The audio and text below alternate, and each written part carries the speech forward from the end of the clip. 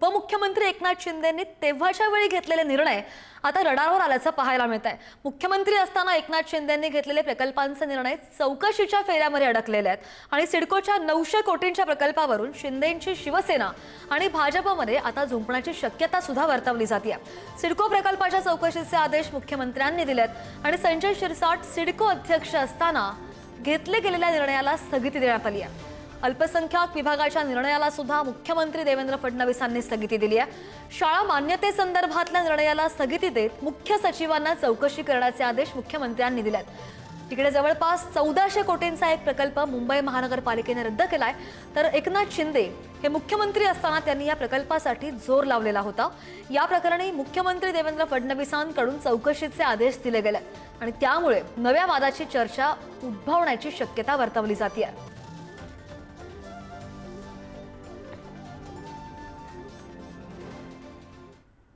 आणि जालना खरपोडी येथील सिडकोच्या 900 कोटींच्या प्रकल्पावरून शिवसेना आणि भाजपमध्ये सुंपण्याची शक्यता वर्तवली जाते, कारण या प्रकल्पाच्या चौकशीचे आदेशच मुख्यमंत्री सचिवालयाने दिलेत।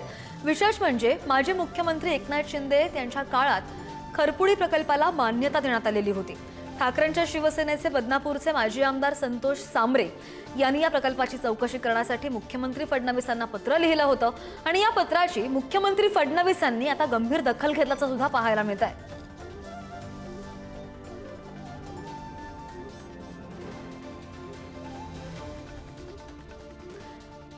आणि काय नेमका हा प्रकार आहे, आपण एक नजर टाकतोय ग्राफिक्सच्या माध्यमातून। सिडकोच्या खरपुडी प्रकल्पाचा गौड बंगाल, अधिकाऱ्यांचे काही व्यावसायिक आणि दलालांशी आर्थिक हितसंबंध होते का, असे सवाल सध्या उपस्थित होत आहेत।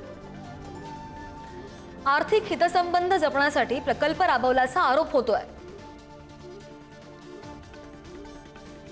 स्थानिकांकडून कमी दराने जमीन खरेदी केली गेली,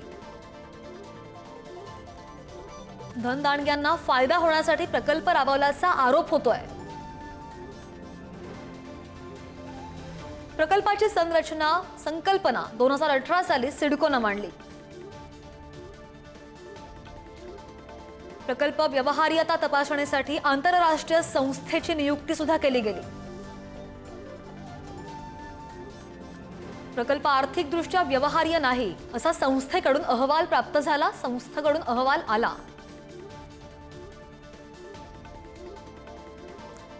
9 जुलै 2020 ला प्रकल्प गुंडाळण्याचा शासनाने निर्णय घेतला। 2022 आणि 2023 साली सिडको आणि शासनाकडून प्रकल्पाचा फेर आढावा सुद्धा घेण्यात आला। 2023 मध्ये केपीएमजी संस्थेकडून 9वा अहवाल प्राप्त झाला। 2024 मध्ये प्रकल्पाला अंतिम मान्यता मिळाली। काही वर्षांमध्ये प्रकल्प अचानक व्यवहार्य कसा ठरला असा सवाल उपस्थित होतोय। मुख्यमंत्र्यांनी स्वच्छतेचा नारा दिल्याची माहिती आहे, तर आता कुठून स्वच्छता करतात यावर आता लक्ष ठेवावं लागेल। स्वच्छता करतात की स्वच्छ करतात की साफ करतात, अर्थ वेगवेगळे होतात। तर मला वाटतं की त्याची सुरुवात कदाचित शिंदेंपासून झाली असावी, स्वच्छतेची आणि सफाईची। हा सगळा प्रकार अत्यंत किळसवाणा राज्यामध्ये आम्हाला वाटतोय। बरं, जालन्यामधील ज्या खरपुडीच्या सिडको प्रकल्पाच्या चौकशीचे आदेश देण्यात आलेत त्या ठिकाणच्या शेतकऱ्यांच्या प्रतिक्रिया नेमक्या काय आहेत ते सुद्धा पुढारी न्यूजला जाणून घेतलंय। आणि सिडको प्रकल्पावर जमिनी गेलेल्या शेतकऱ्यांनी यावर नाराजी सुद्धा व्यक्त करत लवकरात लवकर भूसंपादनाची प्रक्रिया सुरू करावी अशी मागणी केली आहे।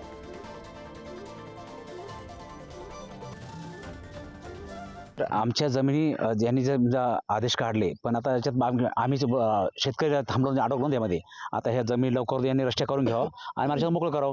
19 पासून आमच्या जमिनी पडीत आहे, याच्यात गावकऱ्याचं नुकसान आहे, शेतकऱ्याचं नुकसान आहे, हे आमच्या करता। तुमचं नुकसान तुम्ही म्हणताय, नेमकं तुम्हाला या प्रकल्पातून तुम्हाला फायदा कसा होणार होता आणि यात भ्रष्टाचार झालाय का खरंच? कारण असा भ्रष्टाचार कुठे झाला, कशा झाला भ्रष्टाचार? आता जमिनी ज्या लोकांना पैसे त्यांच्या अकाउंटला गेले, भ्रष्टाचार कुठे झाला? आणि आमच्या जमिनी आता पडीत आहे ना, आणि शेतकरी जमीन पडीत पडून आता आम्हाला काय करायचं, तर आम्ही काय करायचं पुढं?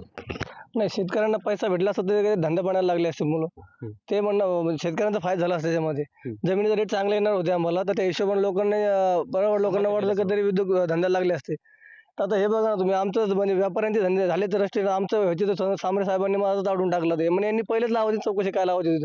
यांना पहिले कळलं नाही का, त्या 1 वर्ष अगोदरपासून न्यूज चालू होती, तेव्हा यांनी आठवलं नाही. सगळ्या रस्ते व्यापारी लोकांचे रस्ते झाले आणि नंतर शेतकऱ्यांची वारी आली, यांनी रोखून टाकलं मला. बरं, भाव कसा मिळाला तुमच्या जमिनीला? अजून भावामध्ये आमचे रस्ते झाले नाही का, त्यांना 167चा भाव भेटला, 1,67,00,000 एकर. आणि आमची येलोला आमच्या बांधाला बांध लागून दोन्ही साईड जमिनीचे रस्ते झाले, आमचेच बाकी आहे फक्त.